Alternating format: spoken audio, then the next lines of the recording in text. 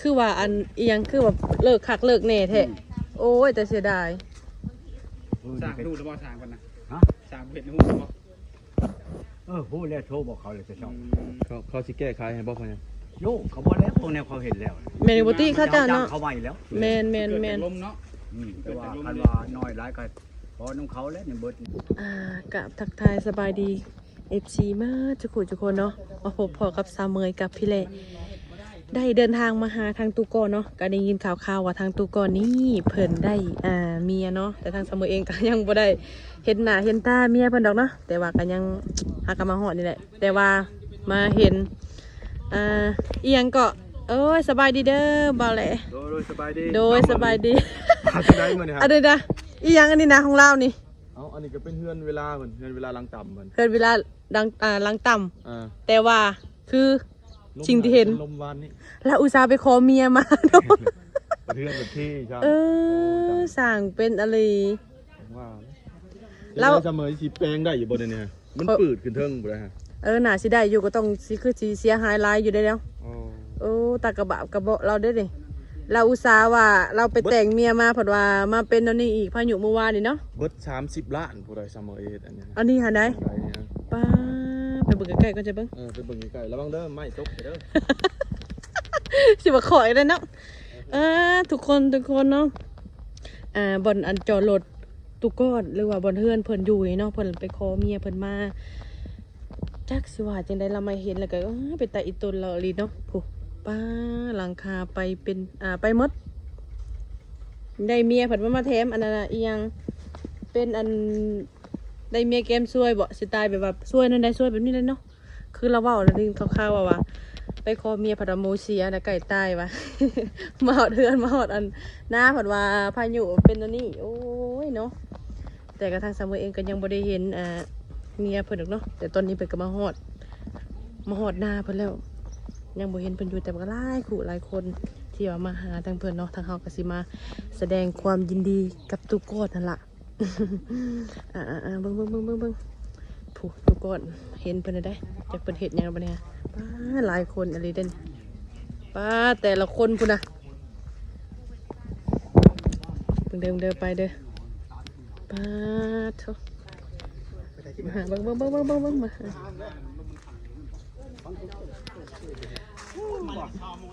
สบายดีเด้อสบายดีเด้อสบายดีคือแบบว่ามันเห็ดใหม่ๆคือเป็นนั่นเนาะคือว่าอันอีหยังคือแบบเลิกคักเลิกแน่แท้โอ้ยแต่เสียดายสร้างดูหรือว่าสร้างกันนะสร้างเห็ดหูหรือเปล่าพูดแล้วโทรบอกเขาเลยจะชอบเขาสิแก้ไขให้บ่พ่อใหญ่โยกเขาบอกแล้วพวกแนวเขาเห็นแล้วแม่นบ่ติเขาเจ้าเนาะเขาใหม่แล้วแม่นลมเนาะแต่ว่าคันว่าน้อยหลายก็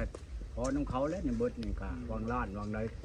แม่นไอ้บ่ตัวใดมันเสียแล้วก็ชื่อใช่ไหมแม่นตัวใดมันยังเลยจักกะชี้นั่นกะชี้ได้ชื่อใหม่บ่ลื่นไหนเบิ่งมันขาดเบิดเลยพ่อใหญ่มันขาดเบิดเลยบ่ได้ดอกอันเขาเบิ่งตัวใดแสดงก็ตัวใดได้แล้วเอานะตัวใดบ่ได้แล้วก็ปะแน่นเลยพ่อใหญ่ตัวใดสิได้เนาะห้างก็เห็ดบางโอ้บ่ชิปกว่าล้านพูดอั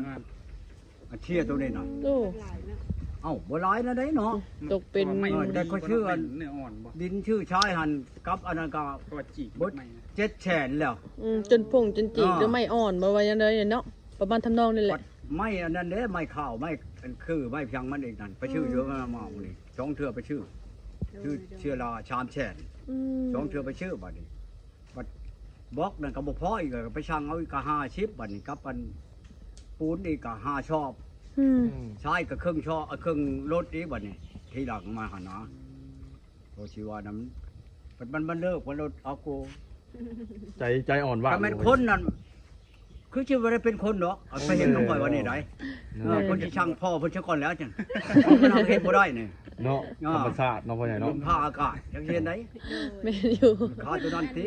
คันว่าคนมามั่งว่าฉันยันบ่ได้มึงเอาเหือนหวานนี่อ๋อตัวปานนั้นเนาะพ่อใหญ่โยกคอยไปเต็มนี่เทิงลูกเทิงเมียเทิงมาเฒ่าเขาไปลงขาบักนี่เขาโลดแล้วแม่น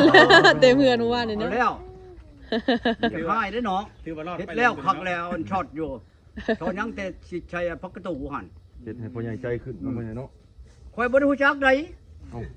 คำแล้วแม่นบ่คำแล้ว ลงมาสิไลงัวเขาคอกนี่ไปช่องแกงกังปังเอาเลยเอิ้นเมียเฮ้ยว่ะ เออ แม่นหยังเราอ่ะหยิบมาเบิ่งเฮือนนี่มันเป็นหยังเราอ่ะ เออ เอ้าจักเป็นหยังแล้วมาเบิ่งดูอ่ะกันไข่กันโชกหายามาใช้นะว่ะลงมาป้าไม่หยังเห็นเนาะเราเอาเจ้าว่าหยังมันลมมาเมื่อกี้นี่โอ้เราบางเช้านี่มีเสียงประกาศอยู่บ้าน อืม วัด6 7หลังมาฉันเฮือนอาทิตย์หัวอันนี่นะทิศอันชลานี่แหนะจะบอกว่า ตามนั้นเนาะ อย่างนี้เสียงอยู่นองกรุงดีครับ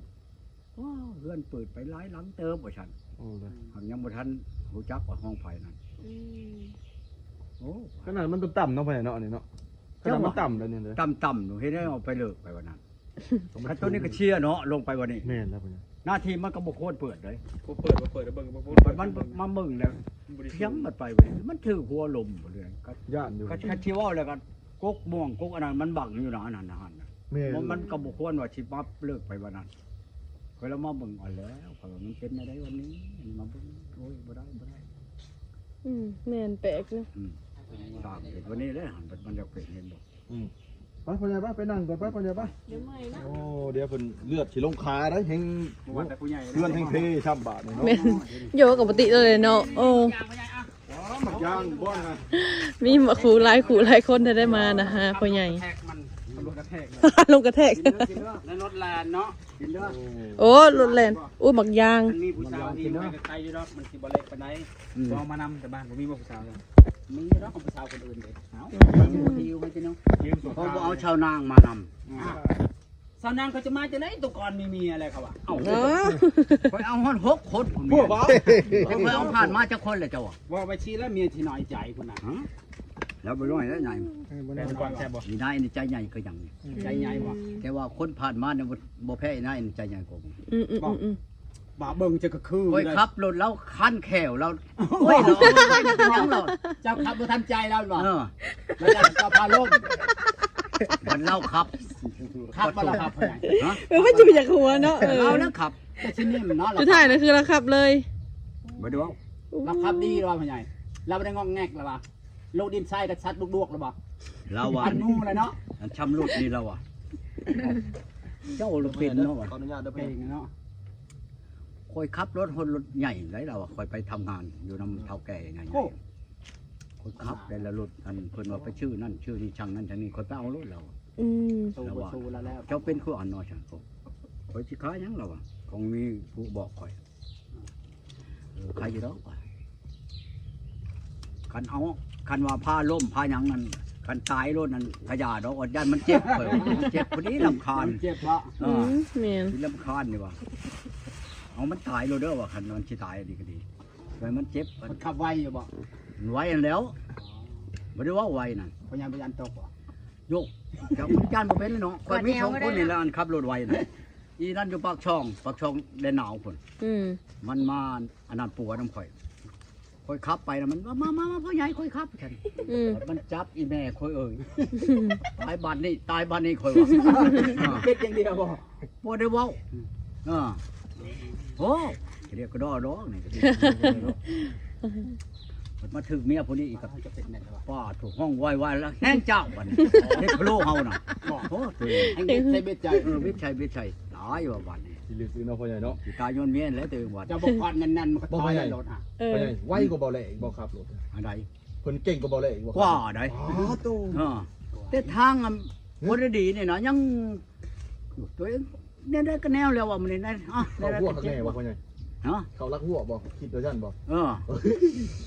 ญาตินี่เนาะ เออ ของแนวญาติเจ็บนั่นแหละ เนาะจะ ก่อนแนวเราขักปัญญังแล้ว ว้าว บ่ได้เว้าแล้วเลิกก่อน โอ้อยากเห็นตอน บ้าน ก่ กาย อน มา เนาะ เนาะเขาว่าอ้าวพ่อใหญ่เขาว่าเขาห้องชัยอ้าวเห็นยังอ่ะกอดแอวผู้เช้าอ่ะอืม อืม เขาไปตลาดเขาอัน เขาเจ้าบ่ฮู้ว่าเป็นเมียบ่เขาจะถามผู้สาวนะ ทางไหน อ้าวผมถามอ่ะผู้สาวเพิ่นบ่ฮู้ว่าเป็นเมียแล้วบ่ เขาว่าลูกฉันเลย โอ้ บอกมันเห็นว่าเขาไปชื่อนี่ โอ้โหลูกบ่ ลูกบ่เอาบ่เขาเอาลูกเล่นเราอ่ะเราเองเราเอาเมียคนเป็นเมียเราได้ป่ะใช่เอา เราว่าเองแหละ เราเอาเองเราแล้ว โอ้ คนเป็นเมียเราเอาเมียก็ดีแล้วเขาอะ อืม ว่าลูกเราบ่เป็นลูกได้เราเมียเราเมียเรา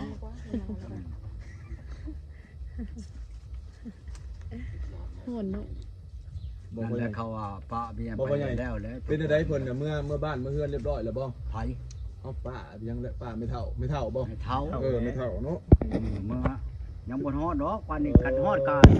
สิวางดงเห็นบ่หรือพลานคันว่าไว้แต่ก็พลาน โอ้ ลูกก็เอาเมื่อมันเอาไปใหญ่ เอามือเบิดแล้วคงค่อยสิไปเบียงพุ่นเด้ สิไปว่ะ บ่มีผู้อยู่นำ สิ เขา ไป ตัวจงไว้ผู้หนึ่ง ยังบ่ฮู้ถ้าเขาโทรมามื้อใดแล้วก็ไปมื้อนั้น อืม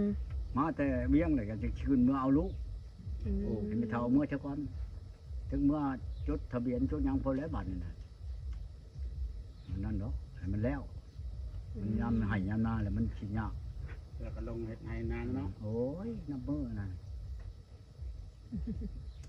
เฮ็ดได้บัดนี้ไปเบิ่นเลย เฮ็ดไม้ไปใหญ่ หลังจากได้ มั เหื น อ ก็สิเฮ็ดใหม่ หลังจากได้ดี ทุบ มา ขึ้นผู้ใดตัวหลังอันเขาเฮ็ดใหม่นี่ทุบขึ้นหลังตัวนี้คว่ำลงหลุม โอ้ สิเจ้านอนแล้วบ่พ่อใหญ่ ฮะ สิเจ้านอนแล้วบ่พายุมานี่ นอนได้ตื่นอัน ต้องเว้น 4โมงประเทศวานเนี่ย4โมงได้นี่น่ะ เมื่อคืนนี่พากันนอนได้แล้ว3มื้อ มึงคอยดูพี่เบิด เออ คอยบ้านลงมานี่ก็มาไล่งัวสิเข้าๆนี่เลี้ยววงลูกอัน ปึ้งอยู่ติ งัวไปเข้าไปหานวานนี่น่ะ เป็น เข้าไป เรือเรือบนหัวมาเฮ็ดเรือนเพไปเลย เดี๋ยวห้องเมียนี่เฮ้ยลงมานี่ว่ะเฮ็ดหยังมาเบิ่งเฮือนนี่มันเป็นหยังเราว่าจักแล้วมาเบิ่งว่ะมาเบิ่งแหมเรามันเป็นหยัง ปกตินั้นล่างตัวนี้เนาะอย่าไปเนาะมันเป็นเหินไหม้สูงแน่ ตัวใด นี่เด้นี่ อันนี้บ่ได้ติ่งเลยนี่ชะม้อยอยู่ บัดอันนี้บ่ว่าไป ตัวนี้เป็นอะไร ดินบอกไปก่อนบัด มันใหม่มาซื้ออันเก่าได้ แม่น ดูดิอันประตูเมียนก็นอนเขาก็นอนอยู่น้อยๆนะ โอ้ มันไปใช้ดอกคือไปเฒ่าจนก็นอนกองนี่นอนหัน โอ้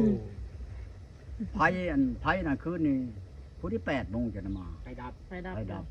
มันกึดเตอได้เนาะ โอ้ยบ่ เพ ได้ ราะ เอา ว่า มื รั อก ไฟฮักแน่เนาะ สายอันตัวนี้ลงไปเฮือนน้อยน่ะก็ขาด